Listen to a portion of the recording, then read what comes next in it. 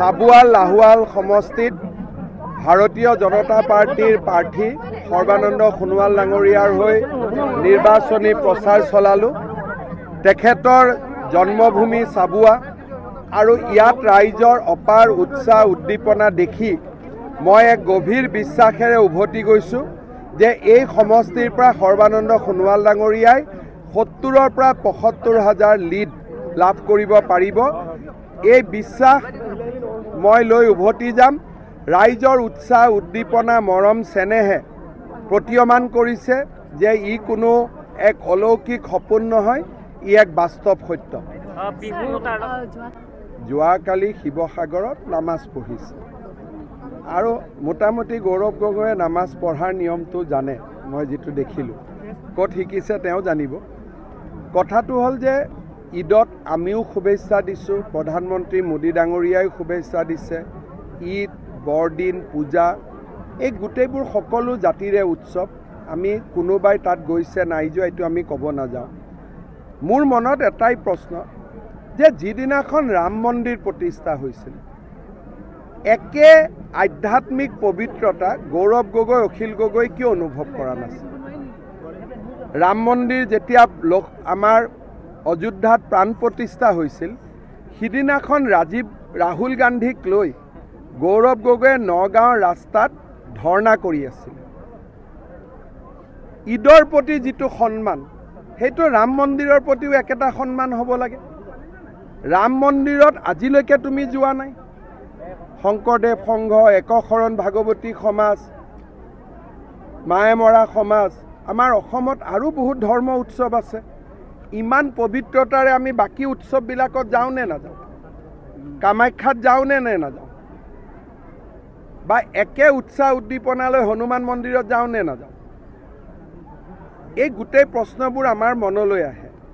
আমি বিশ্বাস কৰোঁ যে অসমৰ মুছলমানসকলৰ সমস্যা তুষ্টিকৰণেৰে সম্ভৱ নহয়।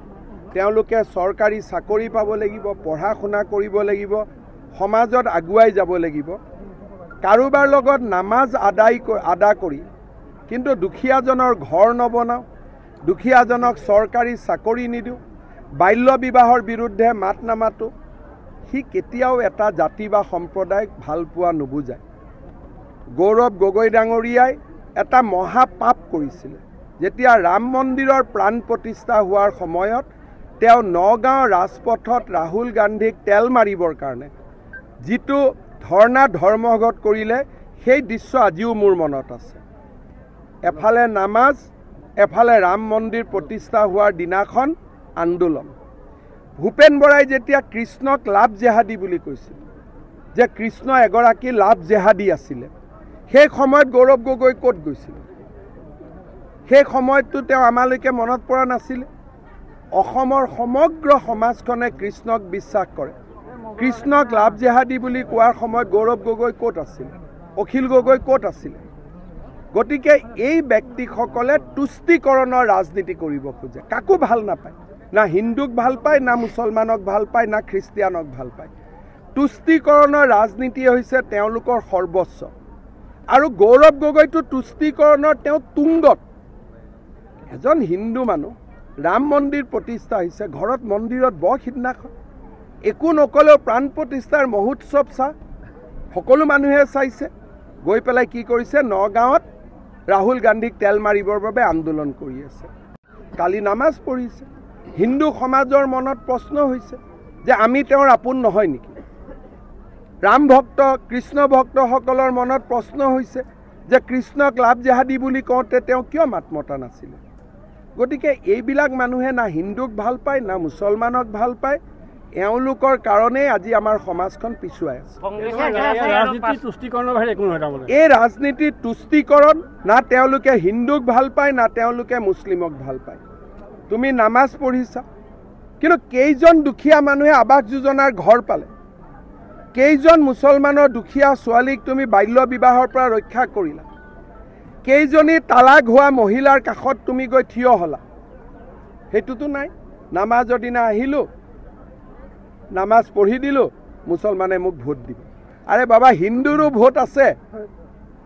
ৰাম মন্দিৰৰ দিনাখন তুমি যে আন্দোলন কৰিলা, তাকো ৰাহুল গান্ধীৰ লগত তেওঁতো কি ধৰ্মৰ মানুহ কোনেও নাজানে তেওঁৰ লগত বহি যে তুমি আন্দোলন কৰিলা নগাঁৱৰ ৰাস্তাত সেইটো কি হ'ব কৃষ্ণক লাভ জিহাদী বুলি কিয় ক'লা হিন্দু মুছলমান খ্ৰীষ্টিয়ান সকলোকে সমান চকুৰে চোৱা হিন্দু সমাজক উপলুঙা নকৰিবা কংগ্ৰেছে গ্যাৰান্টি দিছে আৰু পাঁচটা ন্যায়ৰ কথা তেওঁলোকে গ্যাৰান্টি আৰু ন্যায় তেওঁলোকৰ পকেটত সোমাই থাকক না অসমততো চৰকাৰ মূৰ আছে না পাঞ্জাবৰ মুখ্যমন্ত্ৰী 1:30 বজাত পাবহি তিনিচুকীয়া ফুৰি চাওক চাহ বাগিচা চালে ভাল পাব কাৰণ পাঞ্জাৱত ধান দেখা পায় ইয়াতে চাহপাত দেখা পাব মনটো ভাল লাগিব গতিকে আপোনালোকেও তেওঁক আদৰণি জনাব আমিও আদৰণি জনাম এসপ্তাহ আগত পৰেশ অসমৰ জ্যেষ্ঠ ভাতৃৰ যোগদানটো মিত্ৰজোঁটৰ অন্যতম ৰাজনৈতিক কৌশল নেকি পৰেশ বৰুৱাৰ জ্যেষ্ঠ ভাতৃৰ এজিপিত যোগদান মইতো ৰাজনীতিক দৃষ্টিৰে নাচাম তেওঁ এজন নিজৰ ব্যক্তি আৰু তেওঁ নিজে যোগদান কৰিব পাৰে কিন্তু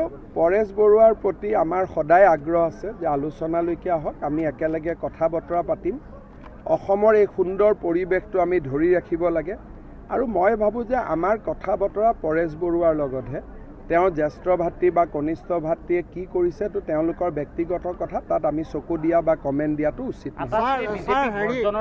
কোনে নাই কোৱা সদায় বিজেপিৰ লগত সম্পৰ্কত থাকে তেওঁলোকে মোদী দিয়েতো তেওঁলোকৰ সমস্যা সমাধান কৰিব লাগিব মইতো সদায় কথা বতৰা পাতি থাকোঁ তেনেকুৱা বাতৰি আমি ক'বই নাপায় কিয় বিজেপিক বৰ্জন কৰিব স্যাৰ চাবুৱাত যিখন ক্ৰীড়া বিশ্ববিদ্যালয় প্ৰতিষ্ঠা হয় ইতিমধ্যে আধাৰিলা হৈছে এইখন আমি পূৰ্ণাংগ ৰূপত মানে মাটি বাৰীৰ এটা ডাঙৰ সমস্যা আছিলে এতিয়া লেণ্ড একুইজিশ্যনৰ পইচা আহিলে মাটি বাৰীটো হৈ যোৱাৰ লগে লগে মই জঁপিয়াই পৰিম কিন্তু মানুহৰ পৰা জোৰ কৰি মাটি লোৱাটো টান কথা আছিল ন এতিয়া মাটি বাৰীৰ হৈ গ'ল প্ৰায় 30 কোটি টকা দিয়া হ'ল আৰু 20 কোটি টকা আমাৰ লগত আছে 56 ক্ৰ'ৰ্ছৰ কাম আৰম্ভ হ'ল গতিকে মই ভাবোঁ এতিয়া পূৰ্ণতা পাই যাব আৰু মই নিজেও আহিম চাম